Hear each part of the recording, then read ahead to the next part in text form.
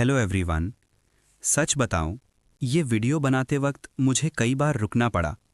इसलिए नहीं कि लिखने को वर्ड्स कम थे, बल्कि इसलिए कि ये स्टोरी उन लोगों के लिए है जो स्पेसिफिक पर्सन को मैनिफेस्ट करते करते खुद को ही खो देते हैं। आज मैं आपको कोई फेरी टेल नहीं सुना रहा। आज मैं आपको वो रियलाइजेशन सुना रहा हूं जो हर एसपी मैनिफेस्टर को एक दिन आके लगती ही लगती है। और अगर आप इस वक्त किसी एक इंसान का वेट कर रहे हो, फ़ोन चेक कर रहे हो, साइंस ढूंढ रहे हो, तो प्लीज़ इस वीडियो को बैकग्राउंड नॉइज़ मत बनाना, इसे ध्यान से सुनना। और हाँ, शुरू में ही बोल देता हूँ, अगर आप डैन मैनिफेस्टेशन पर नए हो तो सब्सक्राइब कर लो, क्योंकि यहाँ हम सिर्फ मैनिफेस्ट करना नहीं, गलतियाँ भी बताते हैं।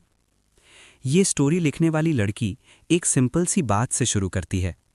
वो कहती है, स्पेसिफिक पर्सन मैनिफेस्ट करते टाइम मैं एक ही गलती बार बार कर रही थी।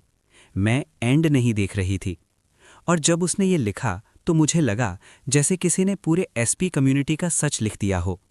लड़की बताती है कि जब भी वो मैनिफेस्ट करती थी, वो छोटी छोटी चीज़ों पे फोकस करती थी। Text message, call, next date, confirmation.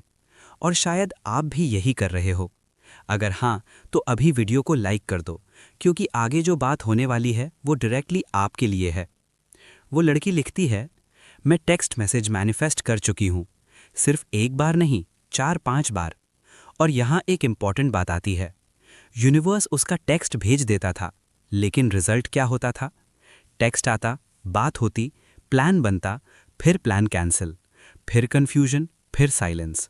वो कहती है, हर बार मुझे लगता था हाँ, काम कर रहा है, पर हर बार हम वहाँ के वहाँ ही रह जाते थे।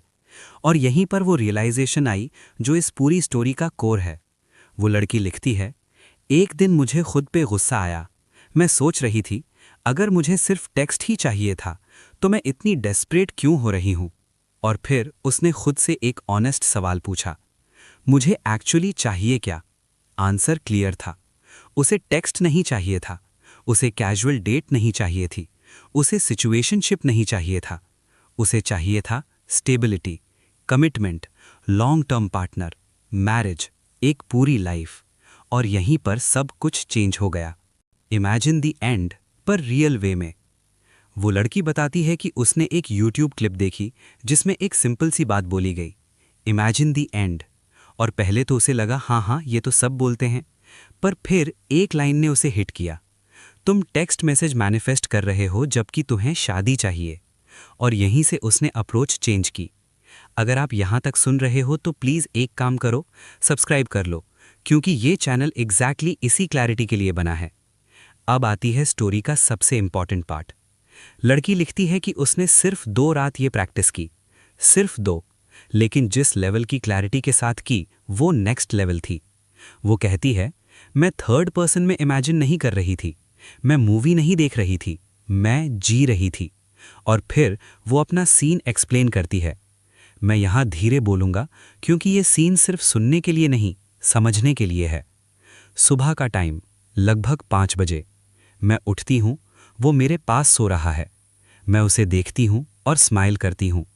इस सीन में एक चीज़ नोटिस करो, यहाँ कोई टेंशन नहीं है, कोई मिलेगा या नहीं का सवाल नहीं है, सिर्फ ग्रैटिट्यूड।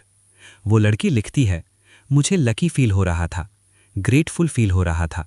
और यही सबसे इंपॉर्टेंट इमोशन है, डिज़ायर नहीं, फियर नहीं, बस शुक्रिया। मैं उसे जेंटली किस करती हूँ। वो आधी नींद में मूव करता है, अभी भी सो रहा है। यहाँ कोई ड्रामा नहीं है, ये नॉर्मल लाइफ है। मैं उठकर शावर के लिए रेडी होती हूँ, कपड़े चूज़ करती हूँ। तब वो उठता है, मुझे साइन करता है, गुड मॉर्निंग ब्यूटीफुल। नोटिस करो, माइंड ऑटोमेटिकली डिटेल्स क्रिएट कर रहा है। ये स्क्रिप्टिंग का पावर है। वो कहती है, जितनी ज़्यादा डिटेल्स थीं उतना ज़्यादा रियल लग रहा था। वो ब्रेकफास्ट का सीन इमेजिन करती है, boiled egg, black coffee, exactly उसके पसंद के हिसाब से। और फिर एक और इम्पॉर्टेंट डिटेल आती है, वेडिंग रिंग। वो अपनी रिंग फील करती है और याद करती है, आज उनकी 2 ईयर एनिवर्सरी है। यहाँ एक चीज़ समझो, उसने प्रपोजल इमेजिन नहीं किया, उसने फर्स्ट डेट इमेजिन नहीं की, उसने डायरेक्टली 2 साल बाद का सीन इमेजिन किया। यही एंड होता है। वो उससे पूछती है, आज शाम क्या प्लान है? और वो कैजुअली रिप्लाई करता है, थोड़ा टीज करता है, फिर कहता है, of course I remember, it's our anniversary. यहाँ कोई डाउट नहीं, कोई फियर नहीं। और फिर एक पैशनेट किस, और फिर एक thought, I am so damn lucky. बस ये सीन उसने सिर्फ 2 बार किया, और दोनों बार फर्स्ट पर्सन में। और अब जो हुआ वो लोग कोइंसिडेंस बोलेंगे, पर मैनिफेस्टेशन समझने वाले इसका मतलब समझ जाएंगे। सेकंड विजुअलाइजेशन के सिर्फ 1 घंटे बाद उसका मैसेज आता है। और इस बार डिफरेंस क्या था? इस बार क्लियर प्लान था, टाइम डिसाइडेड था, कंफर्मेशन था, और सबसे इंपॉर्टेंट लाइन, नोट, उसने 1 महीने से मैसेज नहीं किया था। 1 महीना साइलेंस और 1 घंटे में शिफ्ट। लड़की लिखती है, मैं समझ गई थी कि पहले मैं अपने डर से सोच रही थी।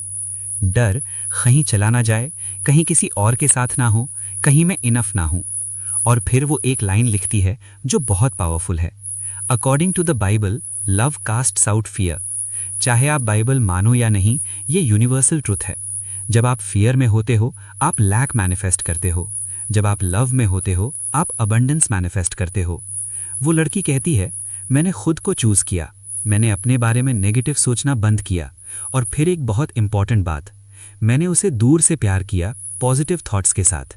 यहाँ मैनिपुलेशन नहीं है, यहाँ फोर्स नहीं है, यहाँ अलाइनमेंट है। अगर आप यहाँ तक सुन रहे हो तो कमेंट में लिखो, आई चूज द एंड। अगर आप स्पेसिफिक पर्सन मैनिफेस्ट कर रहे हो तो एक बात याद रखना, यूनिवर्स शॉर्टकट नहीं समझता, यूनिवर्स इंटेंशन समझता है। अगर आप टेक्स्ट चाहते हो तो टेक्स्ट मिलेगा, अगर आप रिलेशनशिप चाहते हो तो रिलेशनशिप मिलेगी, पर दोनों अलग एनर्जीज हैं। टेक्स्ट बराबर लैक, एंड बराबर फुलफिलमेंट। इसलिए आज से छोटी चीजों पे फोकस मत करो, एंड जीना शुरू करो। अगर ये वीडियो आपको क्लैरिटी दे रही है तो लाइक करो, शेयर करो और सब्सक्राइब करो। और नेक्स्ट वीडियो में मैं आपको बताऊंगा कैसे आप अपना एंड प्रॉपरली चूज करते हो।